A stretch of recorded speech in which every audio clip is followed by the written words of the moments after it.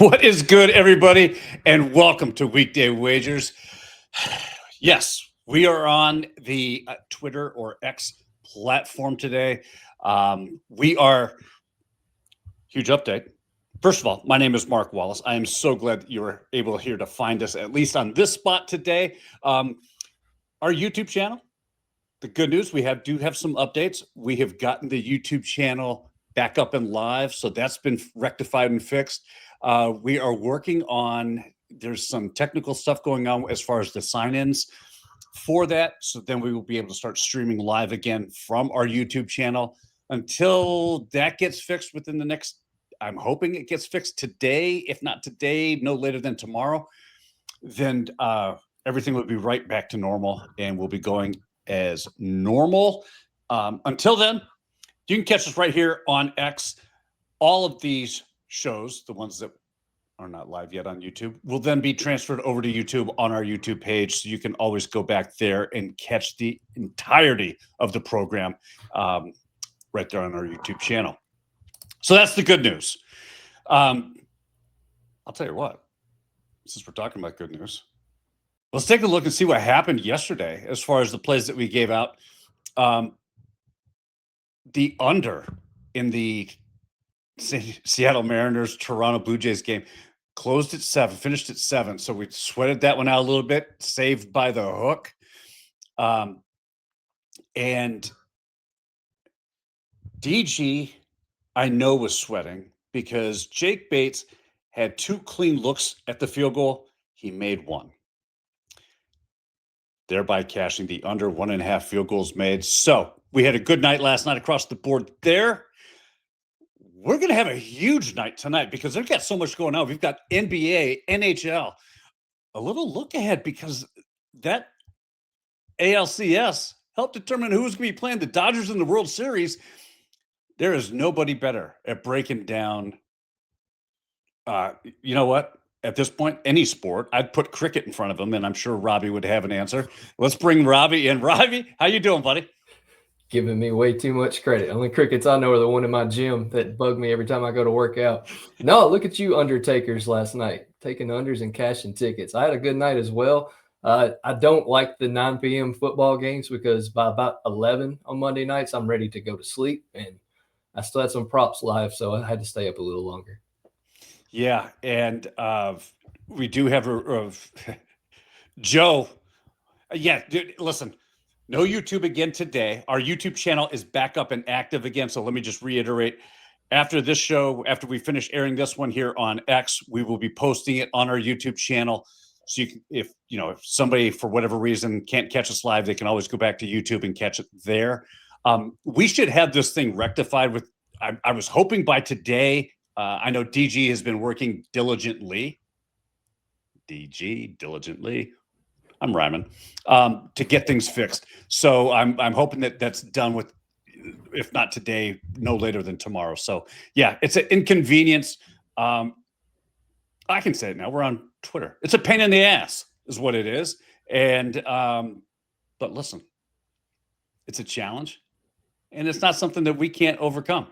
It's a piece of cake, walk in the park. Yeah. So yes, Kim, thank you for reposting this. Yeah, I want to say too, Joe, I couldn't watch the show on X yesterday either. I think it was I don't know if it was a network thing, but I tried to watch. I got about 5 minutes in and just kept freezing. So I saw your comment. I was having the same issues yesterday. So it was just a bad day altogether. Yeah, and I think that has to do with the platform that we use for our show is StreamYard. And StreamYard is very heavy into the Amazon Web Services. And I know that they were having issues all day yesterday. And I think that that's more of that. That falls into that category, not our YouTube channel. But like I said, we're getting that back. So right. Onward and upward. And speaking of onward and upward, we got a World Series. Yes, congratulations to the Toronto Blue Jays for taking care of business last night at home, beating the Seattle Mariners, cashing that under 4-3. They now get the task of having to face a LA Dodgers team. Your initial thoughts first. Any thoughts on last night's game, Rob, or thoughts on the series that we're getting ready for? Yeah, what a great game in general. That George Springer home run was just crazy good. I thought Seattle may have came back. Toronto shut it all down.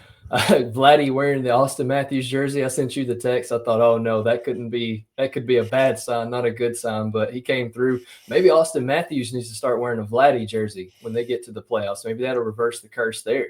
I think you need to bite your tongue. Okay. I don't have as much hate for the Leafs as you do, but I'm just saying, whatever works for them. It's okay. So, and to be clear, I don't hate the Leafs. I think it's funny. Yeah. I think it's absolutely just funny the way they collapse in the postseason, and then all the Torontoians are up in arms over. They can't believe what a failed season, dude. It's been happening since 1950. Get over it. I know. See, I'm the Oilers. The Oilers are my team because they're in the West, so Nashville always has to play them. So when they go and lose to Florida every season, it just makes me happy. I can't. I don't know. I love Leon Draisaitl, kind of like with the Dodgers. I hate the Dodgers, but I love Ohtani. So I would kind of root for the Dodgers just because I like Ohtani that much.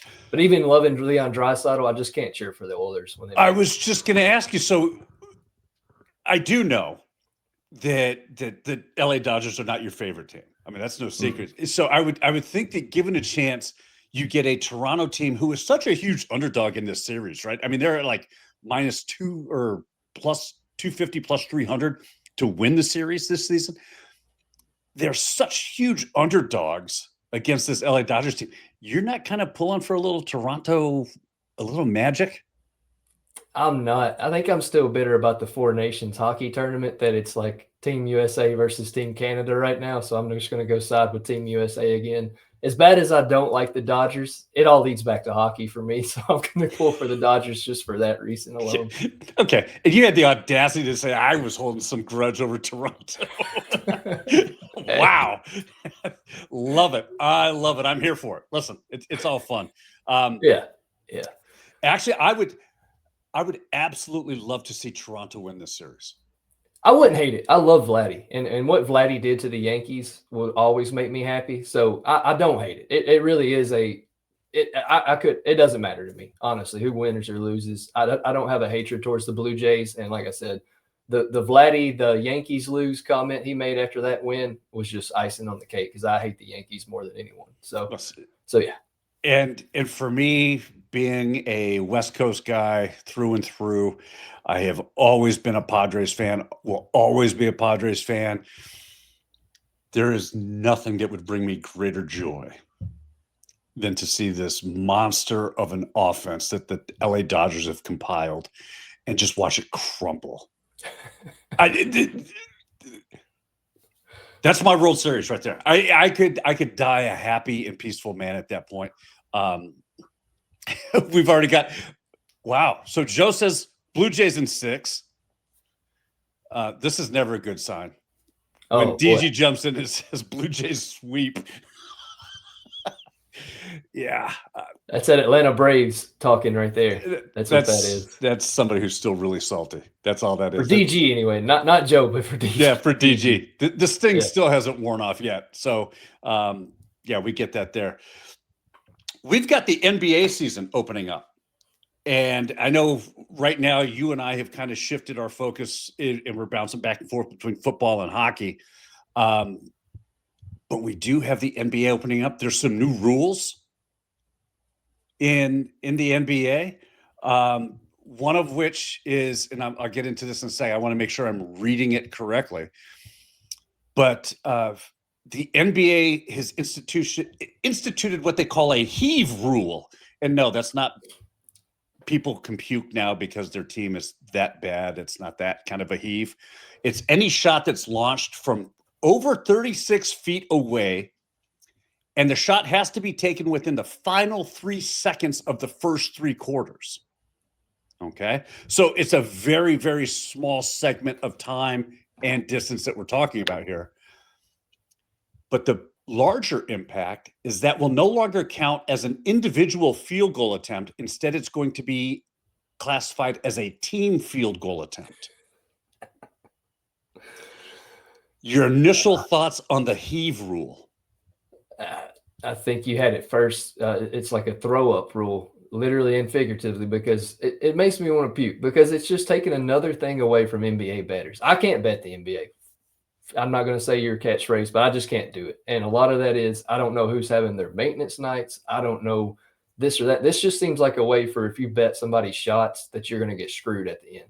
I can't wait for was he on the line? The line, because there's not a real line. There's just a line. Right. Was he on the line? Was he not? And then NBA bettors on X are just going to have a full-blown meltdown. Yeah, and so I this has a this really does. And I know that we're talking about the final 3 seconds of the quarter. Okay, so what are we really talking about? We're talking about the last second shot before time runs out for the first 3 quarters. But I think it has bigger implications because one, if somebody makes that shot as time is expiring the first 3 quarters from, let's say, the logo, right? Because there is no definitive 36 plus foot line on the NBA court. One, if it's considered a team field goal attempt and he makes it, who gets the points? That's what I was thinking. Surely the player. I mean, you can't. Well, I guess you can because you're taking away his individual shot and giving it to the team. I don't know. It's a great question. You see what I'm saying? So not only are you asking somebody to make an arbitrary decision on whether or not he was behind 36 feet or not, and there's no clear line to make that distinction. But now you have somebody who's saying, well, okay, that doesn't count as an individual shot. That's just team points or a team heave, a team shot. But who gets the points? And I think that that's the impact, especially if you're betting things like 3-point field goals made. It helps you if you're betting the under and some guy makes a last second heave shot. But it doesn't, it certainly creates a ton of gray area that I think needs to be better defined. The other big rule change in the NBA, and I can't wait to hear DG's perspective on this, is what they're calling the follow-through / high five rule enhancement.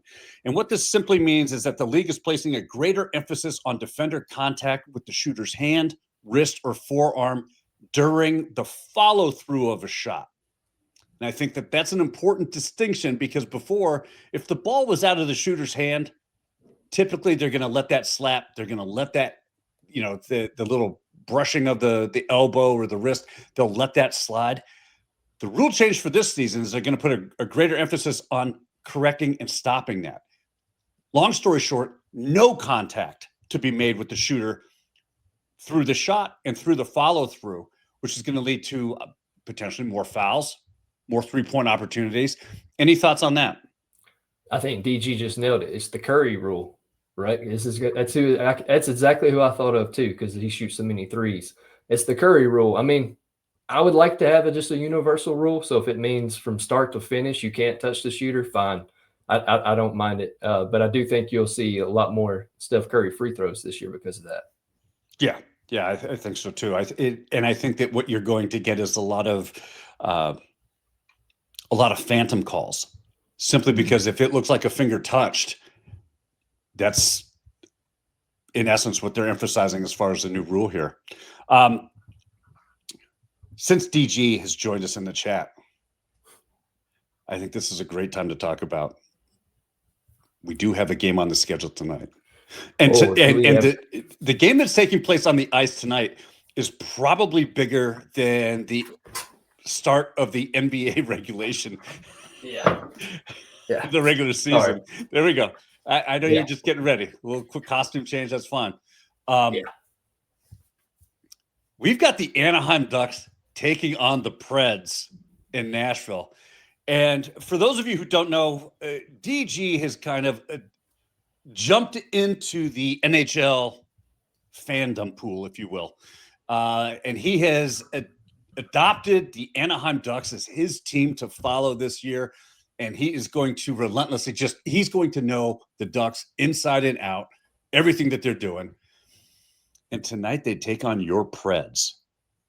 And before I get your thoughts on this game, I do want to let everybody know the text messaging and the smack talk that has already started since 10 o'clock this morning between these two has been absolutely hilarious, and I am here for it. I these have got to be gold, and if there's some way that we can post these for maybe Friday's show or even tomorrow's recap, they're classic. And I know DG is obviously all over the Anaheim Ducks. He put down what did he call it? His mega whale mortgage max on the Ducks to cover in regulation, he says. So thoughts on the game? Yeah, and as I told him in our text message this morning, I'll clear a space downstairs so him and his family can relocate closer to Nashville, and we'll go from there. Yeah, it should be a fun game. This is a rivalry like this when both teams were good, like a ways back. It's been a minute since both teams were good. They'd meet in the playoffs, and this would be a really big game. 2017, we went to the Cup. We played the Ducks in the Western Conference Finals. And, I mean, it was a knockdown, drag-out. I think we lost 2 players due to injury to that game that kept us from winning the Stanley Cup. So there's a lot of hatred between the Preds and the Ducks. The Ducks have been on the better side of it as of late. They to me, if I'm looking at it and being honest, they have the better team right now. The Preds are in kind of a rebuild mode, kind of not where they've been since that Cup run. But it's still, I'm not going to go against my Preds. They handle them tonight. So I will say from a model perspective over on justicestatsports.com, it has Nashville winning this game handedly. So I do think, you've got the Preds logo on there. Those are some pretty big fangs. Large cats tend to eat ducks, right? Right. I don't know that this is a good spot for DG to go mega mortal whale max, mortgage max, or whatever he called it on this. I listen. I think the Preds win this game. But before we get into our wagers, speaking of eating, the best thing to ever put if you're roasting a duck or cooking a duck? I do. Hey, what's up, everybody? It's your boy Seabass, the only 5-star chef in the game. We all know sports betting is full of bad beats and tough calls, but when it comes to flavor, there's no second guessing. Bassett's Blends is the plus EV lock of every meal. We don't need a stinking model. Crafted with winning spices and bold taste, Bassett's Blends comes in 3 flavors, original, hot, and no salt, that's gonna turn chicken, steak, vegetables, any dish into a can't miss cover every night. With Bassett's Blends, there's no bad beats, no flavor fades, just guaranteed greatness. Check out the link right here where you can pick up your Bassett's Blends for a guaranteed lock every single night. I love it. You know what? I'm going to have to send Seabass a message and be like, you forgot to add duck on that list of the things that Bassett Blends taste good on. So there's that. Let's get to our wagers, man. What do you want tonight? Yeah, let's do it. It is another fun game tonight in hockey, and that's in Boston. We're going to go to a little Boston point party. Brad Marchand is making his return to TD Garden tonight. In 16 years to the day, he made his debut at TD Garden. He brought the Boston Bruins a Stanley Cup. He served as their captain. He had 976 points in 1,090 games. He has the most overtime and shorthanded goals in Bruins history and the most playoff goals in Bruins history. Tonight, DraftKings does have a profit boost on his anytime wagers. So I took his point prop. It's normally minus 165 and brought it down to minus 123. But tonight I'm pairing Brad with David Pastrnak to both get a point at plus 110.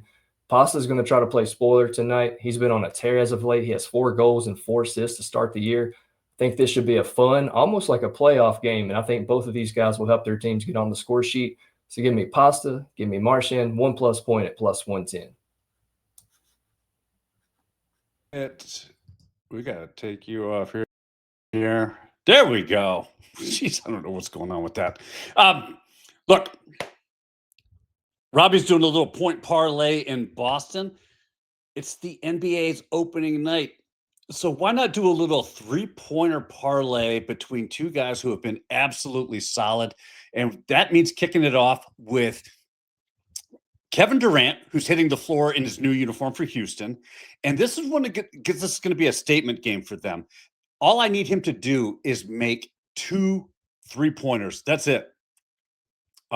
We get that done. He's done this in 8 of his last 10 games, including 4 straight against OKC. I love this spot for him, especially I think the Houston Rockets are ultra competitive in this one and can actually keep this one within the 7.5 points that they're catching right now.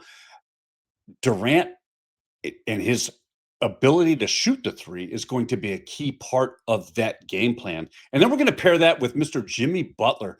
And we only need him to make 1 3-pointer. That's it tonight. Nothing special, just one, something he's done in 14 of his last 17 games. And just like Durant, when he plays the Lakers, he's absolutely 100% on. He's done it in 3 of his only 3 games against the Lakers. Especially when we get these defenses that have been slacking off him and giving him room to shoot. I love that Butler's looking for that 3 before he turns to drive. Durant brings the volume. Butler brings the consistency to this play. And both are facing teams that have allowed heavy 3-point looks to their position groups this season, together.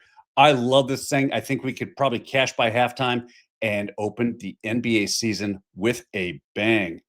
Robbie. Yeah, maybe. There we go. I don't know. Why does this happen like that? It did this to DG, and DG was doing the buttons yesterday. Universe is messing with us, man. That's all I can think at this point. We got to get this thing figured out. Yeah. I'll tell you what.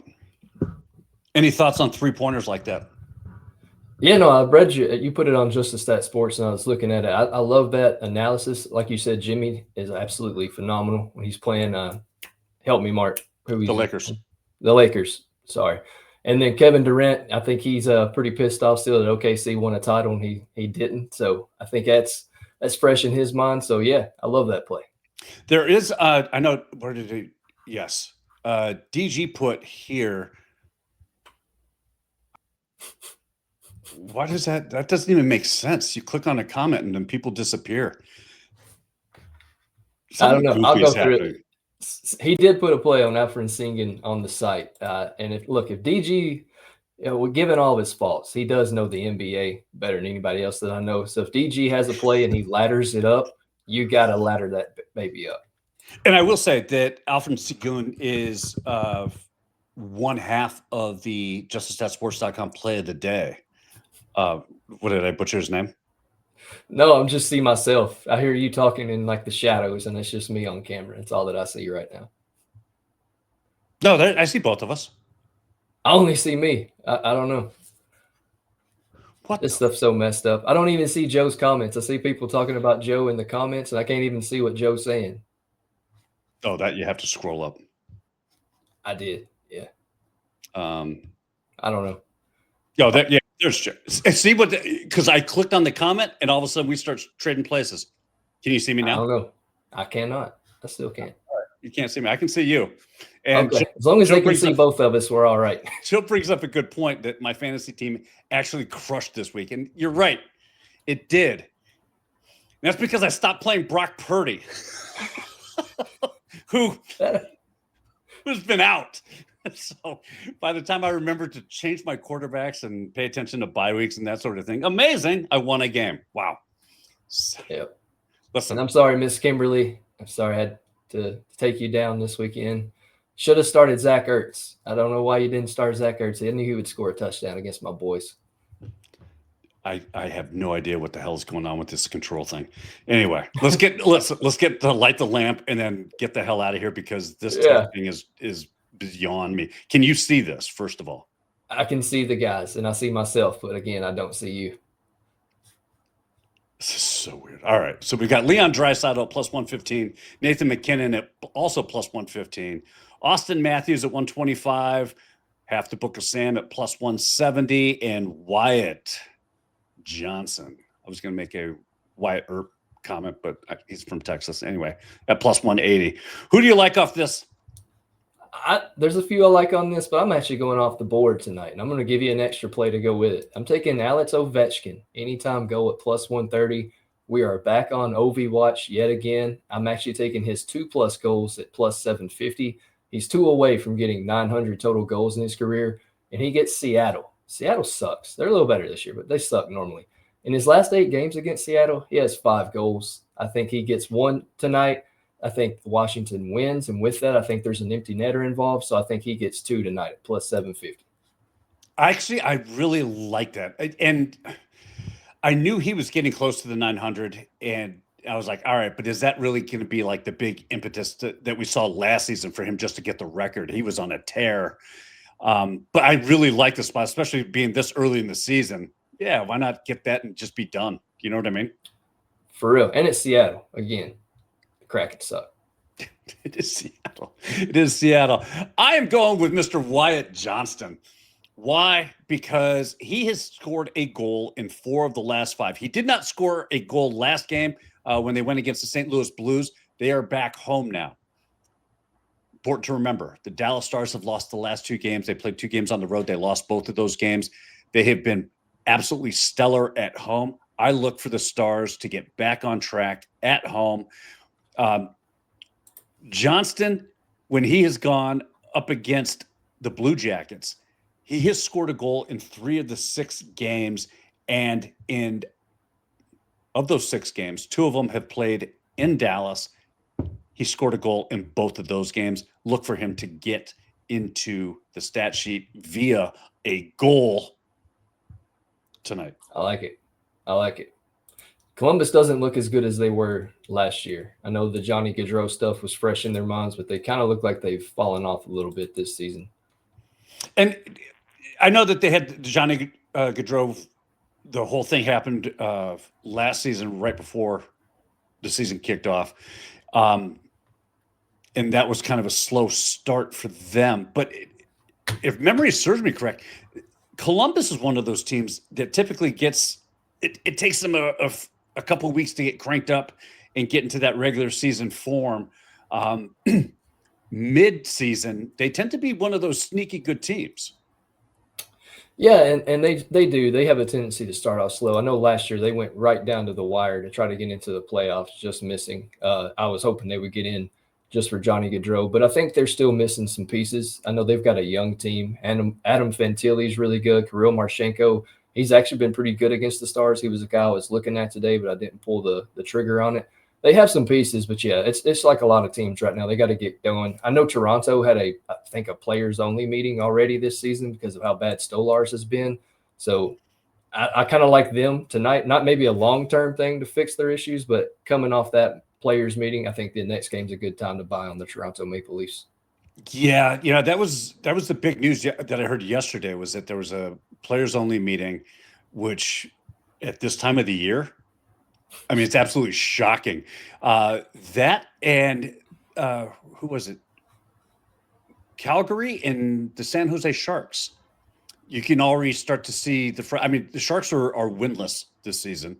And Calgary has not fared very well. As I'm pulling up their schedule here, they played Winnipeg last night and ended up losing. They were ahead for most of that game last night, and then they ended up losing that game. But yeah, they're 1-6. They're not having a good run of things right now. Yeah, they ended up winning their opener to start the season, and they've lost 5 straight. And I think that's one of those teams that I never expected to see come out and lose 5 in a row. The other one that's a big surprise to me right now is the Florida Panthers, who are on a really tough stretch for this road trip. They're playing Boston tonight. Their offense is gone, man. It's just gone.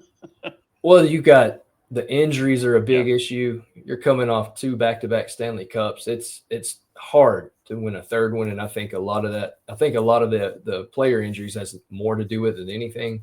But they're also a team that you remember last year, the regular season, it seemed like they didn't even care. They just said, get us to the playoffs and we'll take care of business. But yeah, they've started off slow.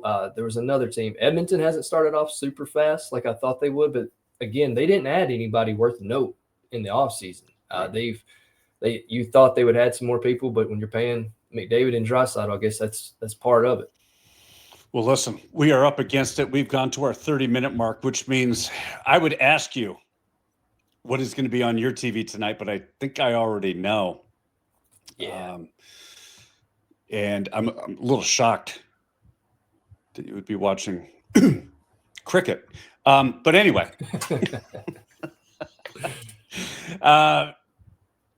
Yeah, it's going to be the Preds Anaheim game for sure. I think for all three of us, because I'm just going to be watching to keep up with the trash talking that's taking place as my phone starts blowing up for the rest of the evening. But with that being said, look, hopefully tomorrow we are back on our YouTube channel live and everything is back to normal. And it is just another day in paradise here at the Weekday Wagers brand. If not, we'll be right back here on X. We'll do this again. This entire show will be posted on our YouTube channel. So if you didn't catch it live, I don't know why I'm talking to you if you didn't catch us live, because it'll be over on YouTube. You can catch us there. But with that being said, listen, thank you guys so much for hanging out with us and joining us on this Tuesday. For Robbie, myself, please go out and enjoy the rest of your day. Be kind to one another. And we will see you right back here tomorrow, 2 p.m. Eastern. Let's go cash these tickets. Take care.